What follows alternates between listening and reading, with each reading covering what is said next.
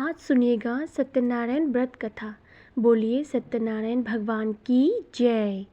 शास्त्र में बताया गया है कि सत्यनारायण व्रत कथा का पाठ करने से व्यक्ति को हजारों यज्ञ करने का बराबर पुण्य फल की प्राप्ति होती है।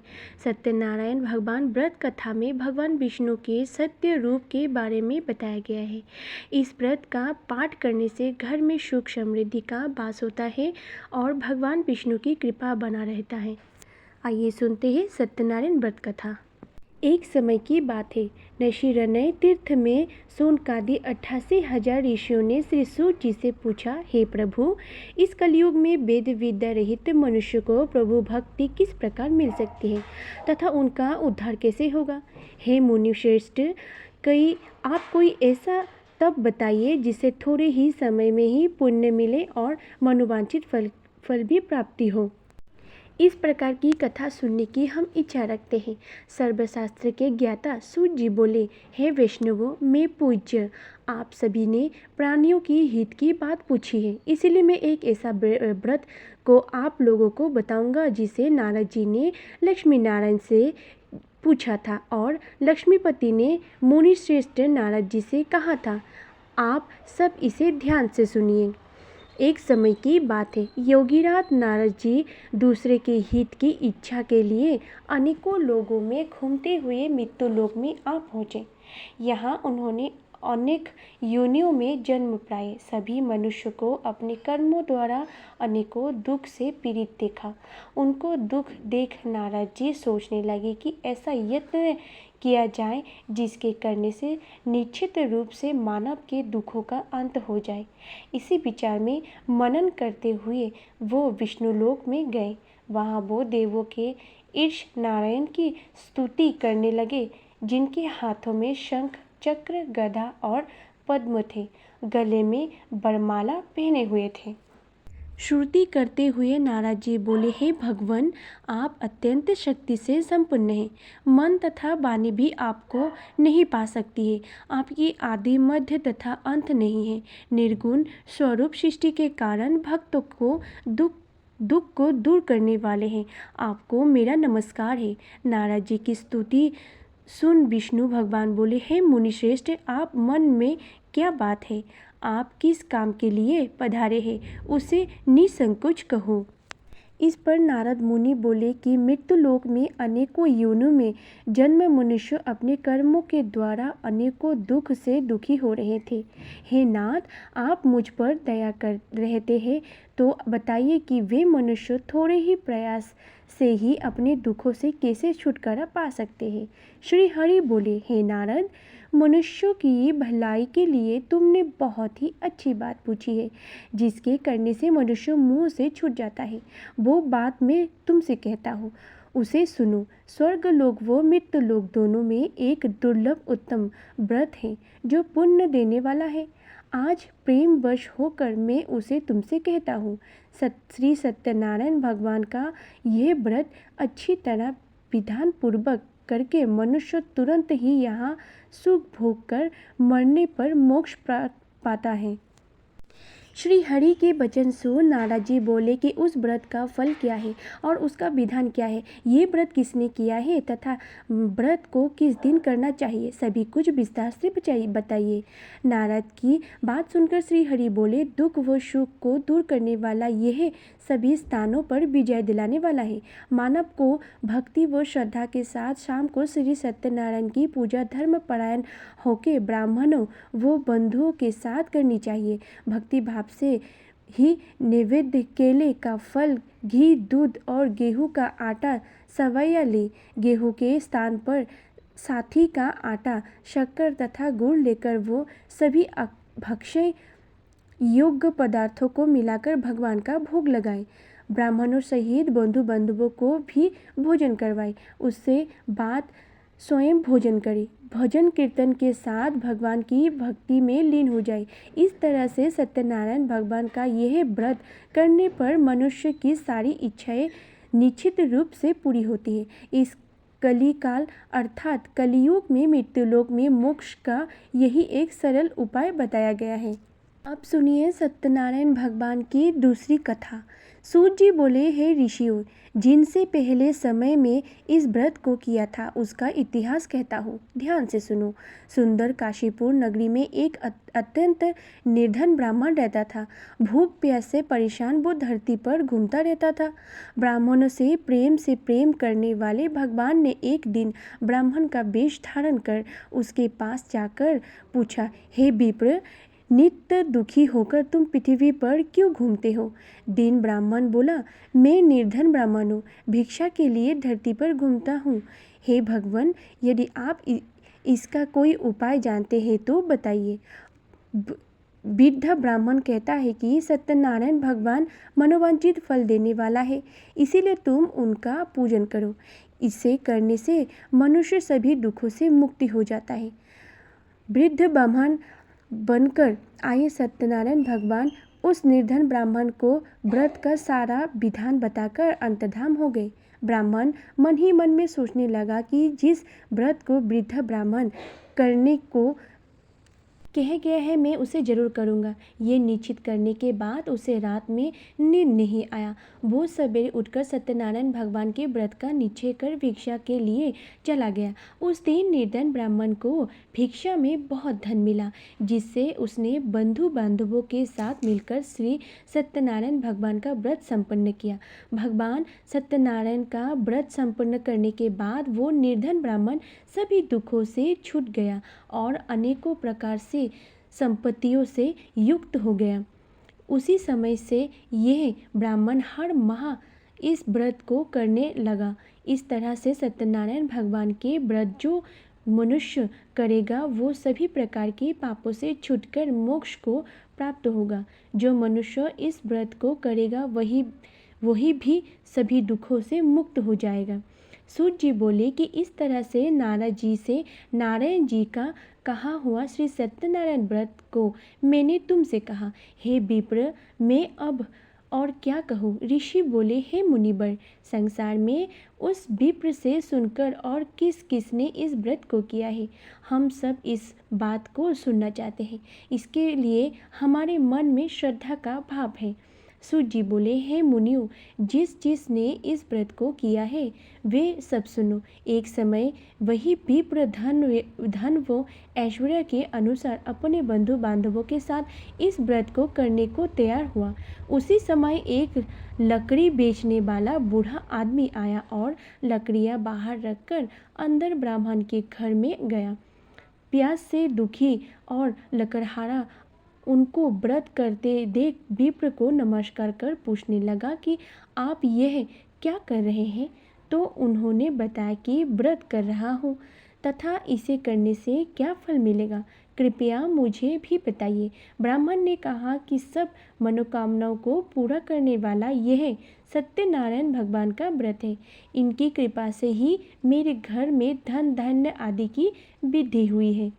विप्र से सत्यनारायण व्रत के बारे में जानकर लकड़हारा बहुत प्रसन्न हुए।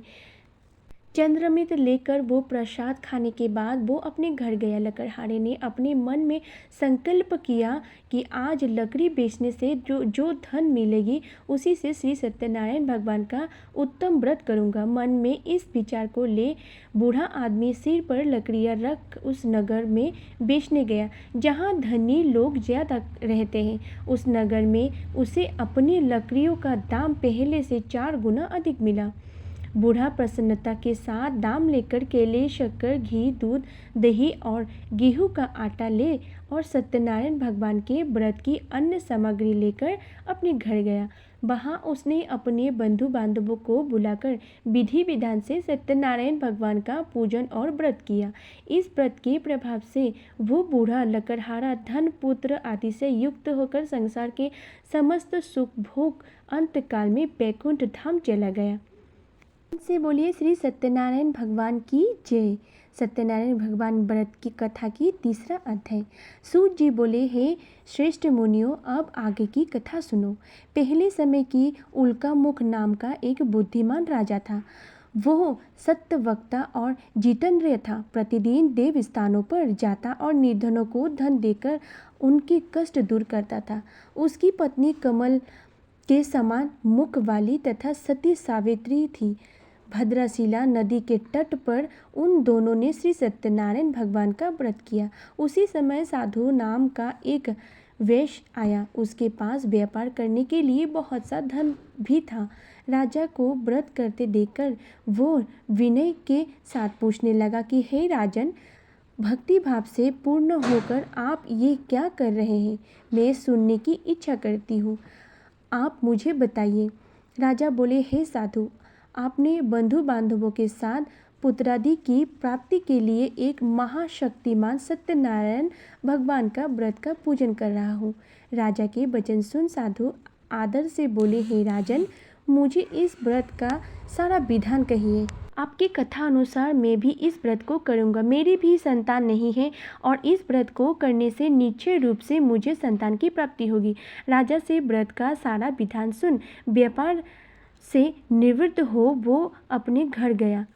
साधु वेश ने अपनी पत्नी को संतान देने वाला इस व्रत का वर्णन कहे सुनाया और कहा कि जब मेरी संतान होगी तब मैं इस व्रत को करूँगा। साधु ने इस तरह की वचन अपनी पत्नी लीलावती से कहा। एक दिन लीलावती पति के साथ आनंदित हो सांसारिक धर्मों में प्रवृत्त होकर सत्यनारायण भगवान की कृपा से गर्भवती हुई। 10वें महीने में उसके गर्भ से एक सुंदर कन्या ने जन्म लिया। दिनों दिन वो ऐसा बढ़ने लगा कि जैसे शुक्ल पक्ष की चंद्रमा बढ़ता है। माता पिता ने अपनी कन्या का नाम कलावती रखा।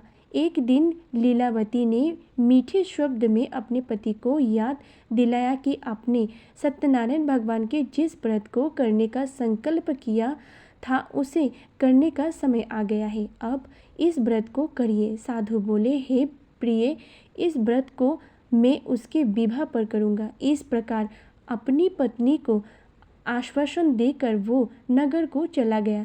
कलावती पिता के घर में रह वृद्धि को प्राप्त हो गई।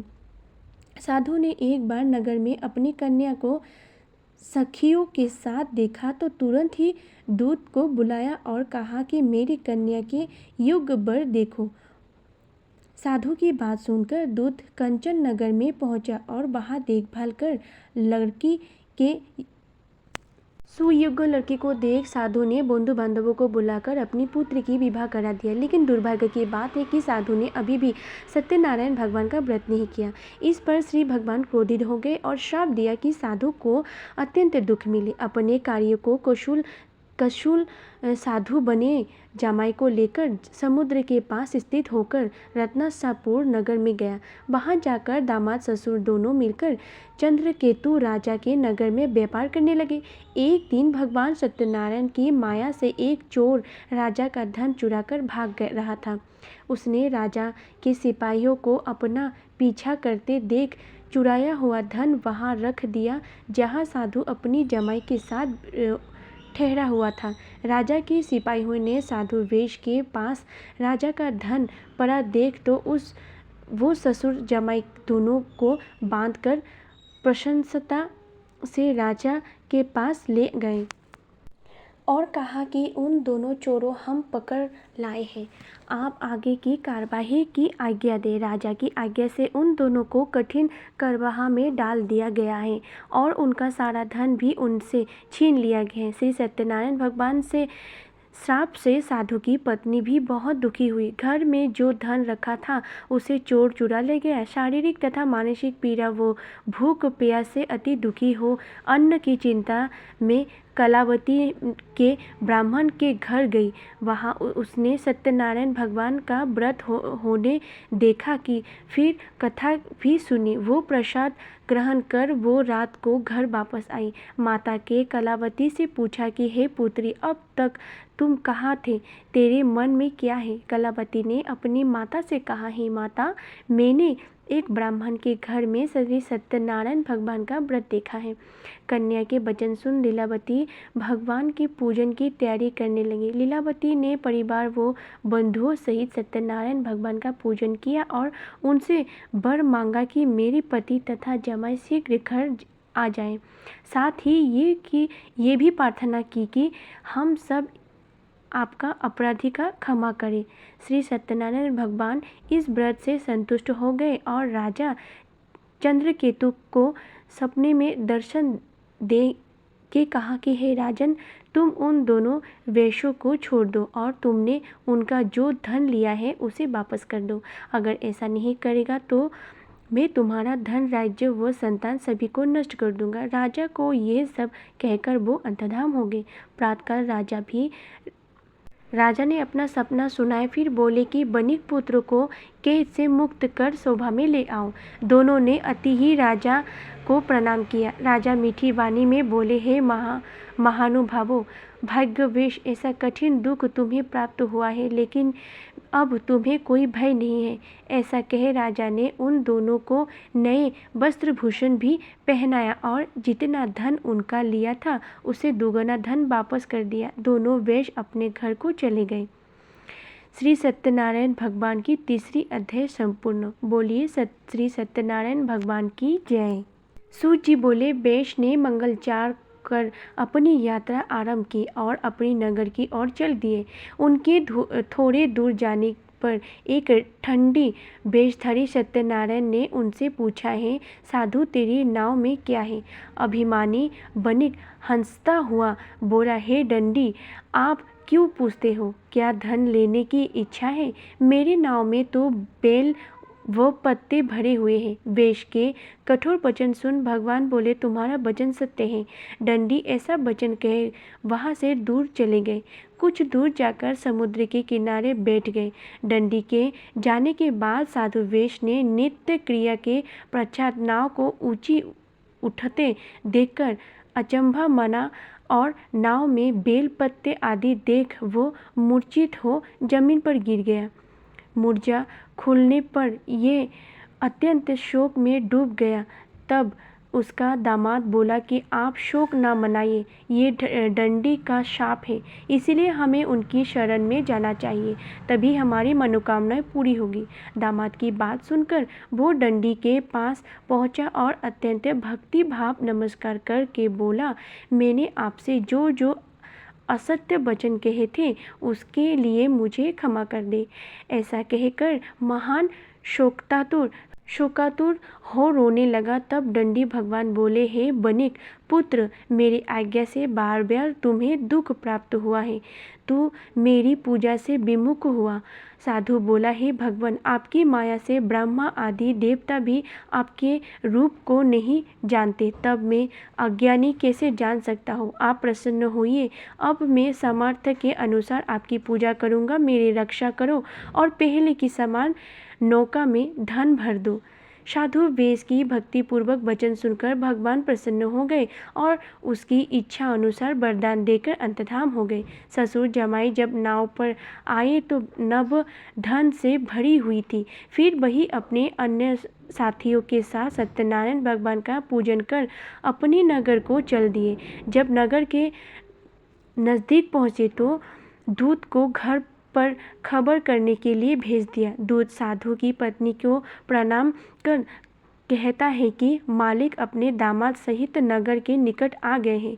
दूत की बात सुन साधु की पत्नी नीलावती ने बड़े हर्ष के साथ सत्यनारायण भगवान का पूजन कर अपनी पुत्री कलावती से कहा कि मैं अपनी पति को दर्शन के लिए जाती हूँ, तू कार्य पूर्ण कर शीघ्र आ जा। माता ऐसे वचन सुन कलावती जल्दी में प्रसाद छोड़ अपने पति से पास चली गई। प्रसाद की अवज्ञा के कारण श्री सत्यनारायण भगवान रुष्ट हो गए और नाव सहित उसके पति को पानी में डुबा दिया। कलावती अपने पति को वहां ना पाकर रोती हुई जमीन पर गिर गई। नौका को डूबा हुआ देख वो कन्या को रोता देख साधु दुखी होकर बोला कि हे प्रभु, मुझसे तथा मेरे परिवार से जो भी भूल हुई है उसे क्षमा करें। साधु की दीन वचन सुनकर श्री सत्यनारायण भगवान प्रसन्न हो गए और आकाशवाणी हुई, हे साधु, तेरी कन्या मेरे प्रसाद को छोड़कर आई है, इसीलिए उसका पति अदृश्य हो गया है। यदि वो घर जाकर प्रसाद खाकर लौटती है तो इसे इसका पति अवश्य मिलेगा। ऐसे आकाशवाणी सुन कलावती घर पहुंचकर प्रसाद खाती है और फिर आकर अपने पति के दर्शन करती है। उसके बाद साधु अपने बंधु बांधवों सहित सत्यनारायण भगवान का विधि विधान से पूजन करता है। इस लोक का सुख भोग वो अंत में स्वर्ग में जाता है। श्री सत्यनारायण व्रत का चौथा अध्याय संपूर्ण। बोलिए श्री सत्यनारायण भगवान की जय। सत्यनारायण भगवान की व्रत कथा का 5वां अध्याय। सूत जी बोले, हे ऋषियों, मैं और भी एक कथा सुनाता हूँ, उसे भी ध्यानपूर्वक सुनो। प्रजापालन में लीन तुंगध्वज नाम का एक राजा था। उसने भी भगवान का प्रसाद त्याग कर बहुत ही दुख सहन किया। एक बार वन में जाकर वन्य पशुओं को मारकर वो बर के पेड़ के नीचे आया। वहाँ उसने ग्वालों को भक्ति भाव से अपने बंधुओं सहित सत्यनारायण भगवान का पूजन करते देखा। अभिमानवश राजा ने उन्हें देखकर भी पूजा स्थान में नहीं गया और ना ही उसने भगवान को नमस्कार किया। ग्वाले ने राजा को प्रसाद दिया, लेकिन उसने वो प्रसाद नहीं खाया और प्रसाद को वही छोड़ वो अपने नगर को चला दिया। जब वो नगर के पहुंचा तो वहाँ सब कुछ तहस नहस हुआ पाया तो वो शीघ्र ही समझ गया कि ये सब भगवान ने ही किया है। वो दोबारा ग्वालय के पास पहुंचा और विधि पूर्वक पूजा कर प्रसाद खाया तो सत्यनारायण भगवान की कृपा से सब कुछ पहले जैसा हो गया। दीर्घकाल तक सुख भोगने के बाद मरणोपरांत उसे स्वर्गलोक की प्राप्ति हुई। जो मनुष्य परम दुर्लभ इस व्रत को करेगा तो भगवान सत्यनारायण की अनुकंपा से उसे धन धान्य की प्राप्ति होगी। निर्धन धनी हो जाता है और भयमुक्त हो जीवन जिया जाता है। संतानहीन मनुष्य को संतान सुख मिलता है और सारे मनोरथ पूर्ण होते हैं और मानव अंतकाल में वैकुंठ धाम को जाते हैं। सूत जी बोले, जिन्होंने पहले इस व्रत को किया है वो उनके दूसरे जन्म की कथा कहता हूँ। वृद्धा सनातनंद ब्राह्मण ने सुदामा का जन्म लेकर मोक्ष की प्राप्ति की। लकड़हारे ने अगले जन्म में निषाद बनकर मोक्ष की प्राप्ति किया। उल्का मुख नाम का राजा दशरथ होकर बैकुंठ को गया। साधु नाम के वैश्य ने मोरध्वज बनकर अपने पुत्र को आरे से चीरकर मोक्ष पाया। महाराज दुग्नध्वज ने स्वयंभू होकर भगवान में भक्ति युक्त हो कर्म कर मोक्ष पाया। श्री सत्यनारायण व्रत कथा समाप्त हुआ। मन से बोलिए श्री सत्यनारायण भगवान की जय।